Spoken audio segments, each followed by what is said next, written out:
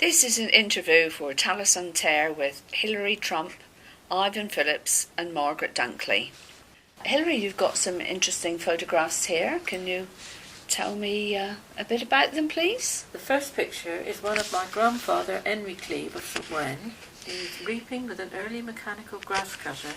I think it was taken in the late 30s to early 40s.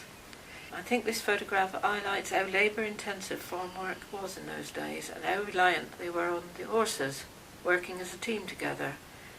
The ground looks so rough, so I can only imagine how tired the farmers must have been after a hard day cutting in the fields. Although it has a seat on it, the farmer is walking beside it. Talking to a local farmer, I gather is much more control using the machine this way. What do you think, Ivan? Yeah, that was the way it was, and also if it was hard work for the horses, the man would walk so as not to put extra strain on the horses pulling the man as well. After this period, during the war, when the tractors came in, the mowers were altered to work behind a tractor, and then it took one person on the tractor and another person on the mower itself to work the controls of the mower, because all the controls was at the back rather than at the front, which would be needed for the tractor. The next three pictures are of my great-uncle Fred Cleave, who's bringing in the harvest on a sweep with Charles the farm horse. This was taken at Panku Stithians in 1942.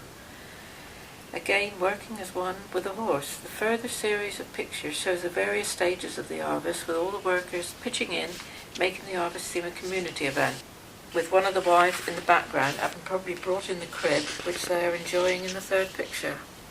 Do you want to speak, Ivan, about anything you can see within the pictures? I never seen the sweep work with horses, but I can remember brackets on a tractor, and they put the sweep on the tractor after the war, or during the war and after the war. That would be the end of the loose hay. They also had a hay pole, which they would grab the hay and lift it up on the stack with a horse pulling that one, which I never seen working, but I know it used to be used on the farms around. The last picture in this batch is of a typical family harvest scene with all the family pitching in again. I believe this picture to be of my co-grandparents and family. I'm sure this scene was replicated across the county. Some of that family used to farm at Brainy Farm nearby. Yeah, Brainy Farm was just across the moor from Gunwen Chapel. Quite a lot of rocks, and back in those days there would have been hundreds of rabbits there. So the children would probably have great fun when they were cutting, because as you cut around the field, you gradually work your way into the centre, and when you get towards the centre, the rabbits would have to break cover, and the children would usually run and try and catch the rabbits, which didn't work very often. In the next photograph, we've got a load of straw on what looks like a wagon here being pulled by a horse. Can you elaborate on this for me, please, Hilary? It's a picture of my father, and I think it was probably taken in the 1930s when he was working in the St. Callum area. My father loved working with horses, and though he used tractors through his working life, he remembered fondly his time working with horses. My dad continued his love later in life when he helped his employer with his point-to-point horses. He always came back happy and cheerful with a smile on his face. I have often wondered if he would have been happier to continue working the land the traditional way with horses. The photo shows again farm work done manually by the way the harvest is stacked and transported. It could be dangerous work. My grandfather, or my great-grandfather actually, was killed when he fell off the wagon carrying the harvest back to the farm. You heard of things like that, Ivan? Yeah. The stacking of the Yeah, if you had a gateway on a slope or something like that, you would have to build the load a little bit to the left or the right, so that when you came out the field, it didn't slip. But there was art to building the load, and there was various accidents over the years. Health and safety was a thing that wasn't thought about in those days. Didn't have to go very far, so it was never wrote down. It was just put there, and people kept their fingers crossed, I suppose, until the load got into the yard. And this is another picture of Dad with a farm horse, and I wondered if Ivan knew whether it was a Shire or what it was. I wouldn't be certain, but I would have thought it would be Perthshire with the look of the feet on the horse. Because sometimes they use a crossbred horse that wasn't quite so big and heavy for some jobs. Is that what they refer to as a cart horse? Yeah, probably. Yeah, because the big shires were probably made more for pulling, and the cart horses were made for sort of work that they were doing where they could get on a little bit faster. The next set of pictures are of my parents leaving a bullock either in North or South Devon up to Woollah Farms at Reminisce, owned by Mr. Martin. This was in preparation for Royal Cornwall Show, and training consisted of walking the bullock with a halter. Later my mum, Annie Code, is pictured training the animal to get used to being led while mum is wearing a white coat, so the animal won't be frightened of the white coat on the show day. Preparation took a few weeks, and care was taken on presentation of the animal, with brushing, washing, and I believe even the horns were oiled. They always looked smart on the day, and usually won a rosette of some description. I was only about 10 at the time, and I used to practice the grooming with a calf, much to its discontent, I believe. Did you do that sort of thing, Ivan? Or? Not actual showing. Landavet show, Dad had some success with in the early 50s, because Grandad was quite into the horse side of things. But by the time I come on, Landavet show was purely an horse show, and we didn't show any cattle. But the preparation for a show is a lot of work.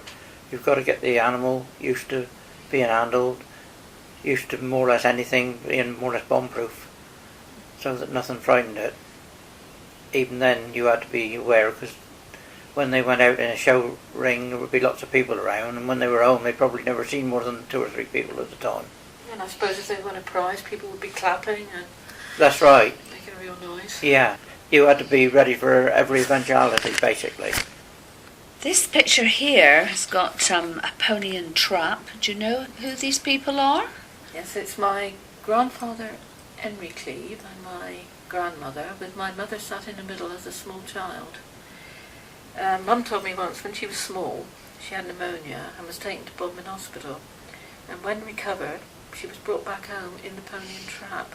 And I can only imagine what a drafty journey that must have been after such a serious illness. It's a wonder she didn't get ill again, really.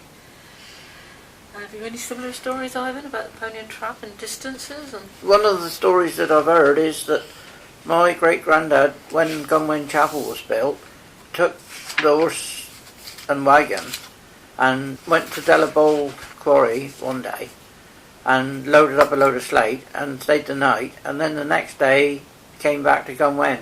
Possibly he'd done it more than once, and other farmers around the area done the same thing, because there was no lorries back then, so it was the only way that they could fetch things. my last picture is of my grandfather, Henry Cleve, who's pictured on the left in his working clothes. He farmed a small holding at Rosnanan. He was a strong Methodist and became a lay preacher, and I gather he entertained the preacher every Sunday with lunch and tea. I think this emphasises the close connection between the church and farming. What do you think, Ivan? Yeah, that was the common practice at Gunwen as well. The preacher would come for 11 o'clock service, and there would be a 6 o'clock service, so they didn't have transport to go up home like we would today. So they would stay with the family in the chapel for the rest of the day, and then come back with the family for the 6 o'clock service. A lot of them wouldn't want too much for tea because they'd have a big dinner, and right up to even today, on special occasions like the Harvest Festival, there would be 2 services, and the preacher would usually be entertained by somebody, a member of the church, for lunch and tea, and then come back for 6 o'clock service, which carried on the tradition, usually inviting somebody in the farming community, perhaps from another circuit in the Cornwall area, because the harvest was quite important at the chapels. We used to decorate with local produce and stuff, and still do. And then on the Monday we auction it off after a short service. Now you've got some photographs here, Ivan. Would you like to tell me about these? Yeah, the first photo is me when I was about 3-4 year old with Father and Grandad. We cleaned up an old moor field, and well, we were getting the field worked up, cleaning it up when this photo was taken. But a little while before, we had a man came in and drained it and had a big downs plough and ploughed the field. And about 3 o'clock in the afternoon, Dad took a cup of tea down, or a flask of tea down to him. And while they were there drinking the cup of tea, and Father had seen something reflecting back in the bottom of the furrow. And he walked back and he gave it a kick, and out came a half sovereign, which I still got today. It was found in the bottom of the furrow that the plough had ploughed up. So if he'd been 5 minutes earlier or 5 minutes later, never have found it. How it got there, especially at that depth, we got no idea. But this is a photo taken in the early mid-70s from the cemetery at Gunwen with a view of Buckiddick in the background, just to show how the moors have grown in over the last 30 years. You can see the road going up towards Elmontor and Buckiddick, which now you wouldn't see from Gunwen Chapel. It's all grown up now.